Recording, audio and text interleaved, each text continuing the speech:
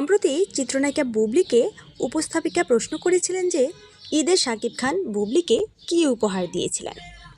প্রশ্নের উত্তরে বুবলি বলেছেন, দিয়েছেন অনেক কিছুই, ঈদের জামাকাপড়, আরও আনুষঙ্গিক এবং পারিবারিক জিনিসগুলো। তাছাড়া শেহজাদের বাবা যেটা করে, শপিং মলে গিয়ে কেনাকাটা তো আর হয় না, সিনেমার কাজে বিজি থাকে। সো সে তার মতো করে একটা অ্যামাউন্ট দিয়ে দেয় যে তোমরা নিজেদের মতো কেনাকাটা করে নাও।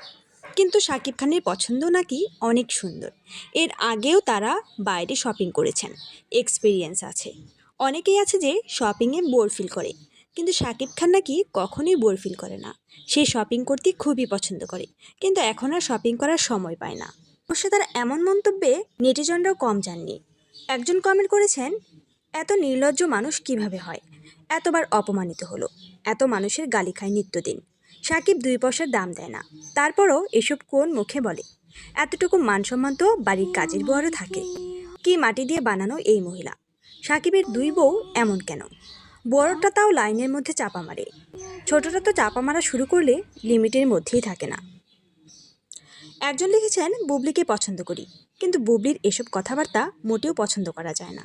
শাকিব খান আরেকটা বিয়ে না করা পর্যন্ত এরা বোধহয় থামবে না। তাই শাকিব খানকে আরেকটা বিয়ে করার জন্য বলেছেন এক ভক্ত। এত সুন্দর মিষ্টি চেহারা, শিক্ষিত ভালো অভিনেত্রী হওয়ার পরেও কেন তার শাকিব খানের পিছনে পড়ে থাকা লাগবে? জীবনে সবার আগে শান্তি, সম্মান দরকার। এটার কাহিনী যেন আবার ডায়মন্ডের নাকফুলের মতো না হয়। শিক্ষিত হলেও ন্যূনতম কমন সেন্স নেই। একজন আবার বলেছেন, পুরোটাই মিথ্যা কথা বলছে, শাকিব খান শপিং করা মোটেই পছন্দ করে না, একটা ইন্টারভিউতে বলেছে সে। আরফাত বাবু নামে একজন লিখেছেন, ভাবতে অবাক লাগে যে এরা নায়িকা আছে, এতটা কমন সেন্সের অভাব এদের। দুজনকে নিয়ে সাকিবের কোনো মন্তব্য নেই, অথচ দুজন সাকিবকে নিয়েই পড়ে আছে যেন সারাদিন। নামটাও যেন এখন শুধুই শাকিব খানের আশীর্বাদে আলোচনায় থাকে। এই অভিনেত্রী বুবলি না আছে আলোচনায়, না আছে কোনো কাজ। একরকম স্ট্রাগলিং ফর এক্সপোজার অবস্থায় নিজের অস্তিত্ব টিকিয়ে রাখতে সিনেপ্লেক্সে ঘরবাড়ি বানিয়ে সেই পুরনো ট্যাকটিক্স, শাকিব খানের নাম ইউজ করে একটু হাইলাইটস হওয়ার চেষ্টা। নাকফুল কাণ্ডের মতো একের পর এক মিথ্যাচার যেন করেই যাচ্ছে শাকিব খানকে নিয়ে। নিজের স্টেটমেন্টের কিছুদিন আগেই বলেছে, শাকিব তার ভক্তরা নাকি বুবলির নাম ব্যবহার করে আলোচনায় আসে, তার মাধ্যমে শাকিব ভক্তদের রিজিক তৈরি হয়।